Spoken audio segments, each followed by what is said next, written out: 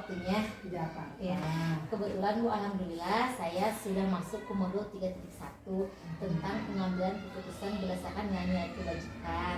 Jadi ada tugas di demonstrasi kontekstual itu untuk mewawancarai kepala sekolah tentang bagaimana cara pengambilan keputusan berdasarkan nilai-nilai kebajikan. Seperti itu Ibu. Mungkin nanti akan ada beberapa pertanyaan yang ditunggu jawabannya dari Ibu gitu. Nah, semoga aja Ibu juga bisa menjawab sesuai dengan pertanyaan yang diajukan oleh Ibu. Ya siap, baik Ibu ya, terima kasih sebelumnya. Untuk pertanyaan nomor 1 Ibu, selama ini bagaimana Ibu dapat mengidentifikasi kasus-kasus yang merupakan dilema etika atau bujukan moral? Ya, yang pertama mungkin untuk mengenali, mengidentifikasi kasus-kasus berupa dilema etika, bujukan moral. Yang pertama dilakukan oleh saya itu adalah mengamati terlebih dahulu konflik tersebut, ya. Kemudian mempertimbangkannya tentang keputusan yang akan diambil. Nah, dampak dari konflik ini, kemudian ada keputusan yang akan diambil harus sesuai dengan tentunya dengan nilai-nilai etika dan aturan yang ada di sekolah ini di SMP Negeri 61 Bandung. Jadi Ibu sebelum mengambil keputusan itu Ibu pasti mengamati dulu ya, mengamati terlebih dahulu lalu nanti mempertimbangkan nanti sesuai dengan nilai-nilai kebajikan ya. Seperti itu mungkin Ibu ya. Ya. Baik Ibu, untuk pertanyaan nomor 2 ini, selama ini bagaimana Ibu menjalankan pengambilan keputusan di sekolah Ibu, terutama untuk kasus-kasus di mana ada dua kepentingan yang sama-sama benar atau sama-sama mengandung nilai kebajikan. Nah, di sini jika ada permasalahan, biasanya kami akan melakukan dulu komunikasi, tentunya dalam diskusi, biasanya itu dengan para wakasek dulu ya. Kemudian berkolaborasi dengan rekan-rekan yang ada di sekolah ini, dengan guru, tentunya dengan TAS ya. Jadi semua pihak terkait yang ada di sekolah ini didiskusikan gitu. Nah, setelah itu kami mengambil keputusan sampai tidak ada miskomunikasi gitu ya. Dan keputusan yang diambil tentunya harus berdampak positif terhadap peserta didik di sekolah kami.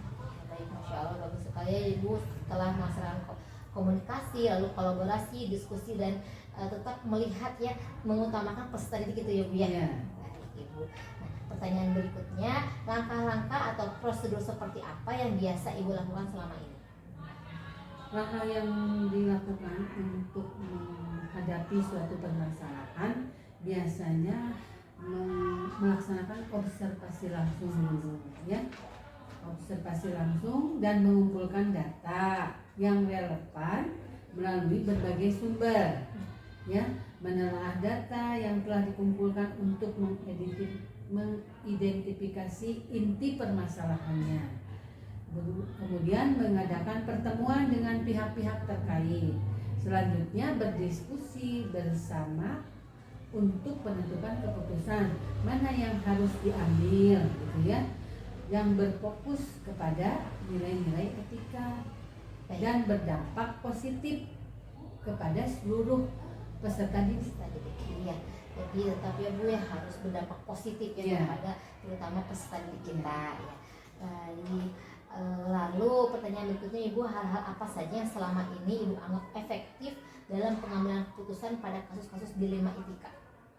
Ya, yang dianggap efektif itu untuk menentukan keputusan yang ada masalah di sekolah itu yaitu komunikasi dengan cara berkomunikasi dan diskusi, sehingga diharapkan dengan mudah dalam menentukan keputusan yang ada di sini.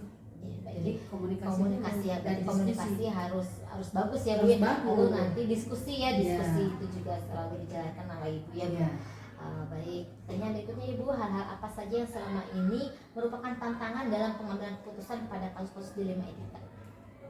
Biasanya tantangan yang dihadapi di sekolah, kemudian harus diambil keputusan yang mana tadi harus melalui diskusi dan komunikasi, yang dihadapkan pada situasi benar lawan benar, seperti dilema antara keluarga dan karir. Misalnya contohnya Ibu Nia nih. Iya. Ibu Nia nih sekarang lagi berkarir di CGP Iya. yang tentunya PR-nya banyak Iya, sekali. betul. Belum pekerjaan yang ada di sekolah. Betul. Belum di rumah masih punya baby yang Iya, harus betul. dipantau dan diperhatikan. Itu Iya. benar lawan benar, Benar. tetapi dua-duanya harus balance Balance, dijalani. iya, iya. Mungkin itulah contoh. Itu tantangannya Ibu ya, Tantangannya. antara bagaimana harus seimbang antara Ya. pekerjaan dan keluarga ya. Nah, gitu. Betul. Itu tentu harus seimbang banget ya Bu ya, Harus. jangan sampai nanti keluarga tapi kerjaan Ibu itu juga Ya. kurang tepat, atau bekerja terus tapi keluarga terabaikan juga, itu jangan sampai terjadi ya Bu bisa. ya. Betul ya, jadi harus Jadi, balance ya. benar lawan benar, Benar. karena karir juga Benar. penting, keluarga juga Keluarga juga apalagi. penting. Iya, betul sekali Ibu, betul. Nah, pertanyaan berikutnya Ibu, apakah Ibu memiliki sebuah tata kala atau jadwal tertentu dalam sebuah penyelesaian kasus dilema etika? Apakah Ibu langsung menyelesaikannya di tempat atau memiliki sebuah jadwal untuk menyelesaikannya, bentuk atau prosedur seperti apa yang Ibu jalankan? Sebetulnya untuk ini tidak ada jadwal khusus ya, tetapi apabila kita menemukan suatu permasalahan dilema etika, biasanya langsung melakukan koordinasi dulu dengan pihak-pihak terkait. Jadi Ibu apabila ada masalah gitu ya, Ya. jadi koordinasi ya, Koordinasi aja langsung. lalu komunikasi Ya. diskusi berarti ya. Diskusi, karena kami juga memang selain juga kita sudah menyesuaikan dengan kondisi di sekolah seperti itu, sudah ada kesepakatan. Nah, dari pihak luar juga kami sudah bermitra dengan pihak-pihak terkait. Alhamdulillah Ibu ya sudah punya berkolaborasi ya, Ya. dengan sekolah Ibu. Sudah link-linknya ada. Link-linknya sudah ada. Baik, pertanyaan berikutnya Ibu, adakah seseorang atau faktor-faktor apa yang selama ini mempermudah atau membantu Ibu dalam pengambilan keputusan dalam kasus-kasus dilema etika? Ya, yang pertama tentunya semua warga sekolah. Tentunya berawal dari guru dan PTK ya. Kemudian dibantu juga dengan ketua komite dan jajarannya. Begitu juga mungkin ada korlas-korlasnya yang membantu untuk membuat keputusan dari masalah tersebut, yaitu melalui dilema etika. Oh, baik Ibu ya. Nah, pertanyaan terakhir Ibu. Dari semua hal yang telah disampaikan, pembelajaran apa yang dapat Ibu petik dari pengalaman Ibu mengambil keputusan dilema etika? Yaitu dalam pengambilan keputusan di sini yaitu yang tadi balik lagi, diperlukan adanya komunikasi, koordinasi, kolaborasi dan sinergitas. Jadi komunikasi, Ya. koordinasi, lalu kolaborasi dan sinergitas. Jadi itu penting dalam pengambilan keputusan ya Bu ya. Dan alhamdulillah di SMP Negeri 61 terutama Ibu sudah melaksanakan tersebut ya, masalah tersebut. Sudah, dan selalu kalaupun ada masalah ya selalu berkomunikasi dulu, diskusi dulu, ya, diskusi kolaborasi ya. Sehingga menghasilkan suatu keputusan yang sesuai dengan apa yang kita harapkan. Oh, baik, alhamdulillah Ibu, pertanyaannya sudah dijawab sama Ibu semuanya. Dan banyak hal yang positif yang insya Allah akan saya ambil diimplementasikan dalam kehidupan saya. Terima kasih banyak Ibu. Mudah-mudahan jawaban Ibu walaupun misalnya tidak maksimal, tidak memuaskan, karena memang kondisi di lapangan di SMP Negeri 61 Bandung ya seperti itu adanya. Baik Ibu. Terima kasih Ibu. Sama-sama. Mohon maaf mengganggu waktunya. Tidak apa-apa. Mari Ibu. Wassalamualaikum warahmatullahi wabarakatuh. Salam, tetap semangat. Semangat Ibu. Terima kasih.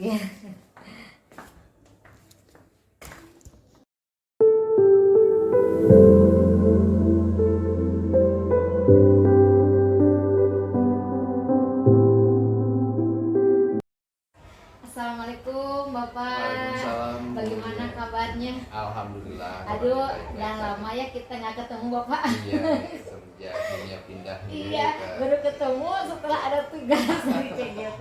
Jadi gini Bapak ya, alhamdulillah saya tuh sudah masuk ke CGP, terus sekarang itu sudah masuk ke modul 3.1 dan ada tugas di demonstrasi kontekstualnya mengenai bagaimana Bapak mengambil keputusan mengenai pengambilan keputusan dengan nilai-nilai kebajikan. Seperti itu. Gitu. Mungkin nanti ada beberapa pertanyaan yang akan dijawab sama Bapak. Mohon maaf, mohon izin Bapak ya. Siap, mudah-mudahan bisa membantu ya Bunya ya. Iya ya. Untuk yang pertama, selama ini bagaimana Bapak dapat mengidentifikasi kasus-kasus yang merupakan dilema etika atau bujukan moral? Oke, untuk dilema etika dan bujukan moral ya. Sebetulnya dalam menyelesaikan kasus-kasus dilema etika dan bujukan moral itu saya tidak memiliki cara-cara khusus ya Bunya ya. Tapi yang pertama yang saya lakukan biasanya mengidentifikasi kasus tersebut. Setelah itu mengumpulkan fakta-faktanya, nah, lalu kita buat kesimpulan ya. Setelah ada kesimpulan baru kita lakukan tindak lanjut. Apa nih yang harus dilakukan dengan permasalahan dilema etika atau bujukan moral tadi. Biasanya banyak cara nanti yang dilakukan termasuk dengan musyawarah dan sebagainya. Baik Pak, jadi langkah yang pertama itu apabila ada kasus dilema etika atau bujukan moral itu Bapak mengidentifikasi terlebih dahulu ya. Pada akhirnya lalu nanti merumuskan solusinya ya dengan cara musyawarah seperti itu ya Bapak ya. Baik bagus sekali Bapak. Untuk pertanyaan yang nomor 2 ini, selama ini bagaimana Bapak menjalankan pengambilan keputusan di sekolah, terutama untuk kasus-kasus di mana ada dua kepentingan yang sama-sama benar atau sama-sama mengandung nilai kebajikan? Oke. Baik, untuk kasus-kasus yang seperti itu ya selama ini dalam pengambilan keputusan untuk kasus dilema etika maupun bujukan moral ya saya biasanya melakukan dulu koordinasi ya, koordinasi dengan pihak-pihak terkait di sekolah, baik kalau di swasta itu ada wakil kepala sekolah ya, ada guru, juga ada wali kelas dan sebagainya. Nah, tergantung dari masalah apa yang nanti dihadapi di sini. Nah, kita selalu melakukan koordinasi gitu. Bahkan dengan orang tua pun bila ini memang perlu, kita akan melakukan koordinasi dengan orang tua.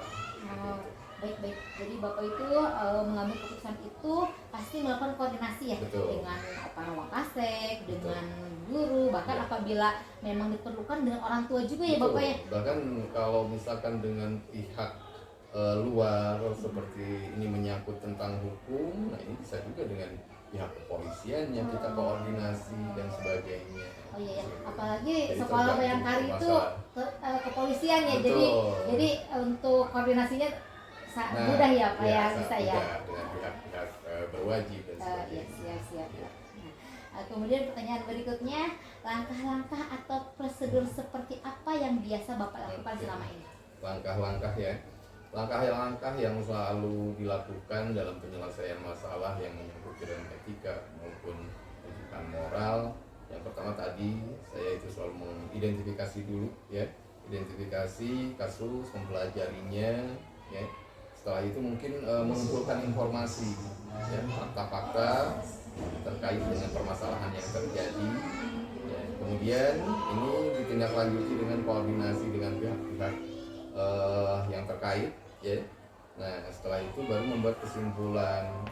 Setelah membuat kesimpulan, kita buat skala prioritas nih, mana yang kira-kira keputusannya tepat, keputusannya tidak merugikan banyak pihak. Nah, baru kemudian setelah ditentukan melalui musyawarah tentang tadi setelah skala prioritas dibuat, baru kita ambil keputusan. Masya Allah ya, langkah-langkah yang Bapak lakukan itu identifikasi, mengumpulkan informasi, lalu koordinasi, membuat kesimpulan ya, lalu membuat skala prioritas ya.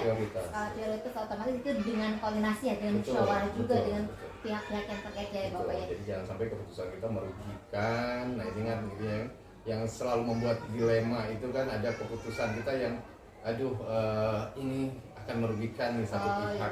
Betul. Jadi itu dipikirkan dulu ya Bapak itu ya. harus matang. Ya, siap, baik Pak. Nah, pertanyaan berikutnya Bapak, hal-hal apa saja yang selama ini Bapak anggap efektif dalam pengambilan keputusan pada kasus-kasus dilema etika?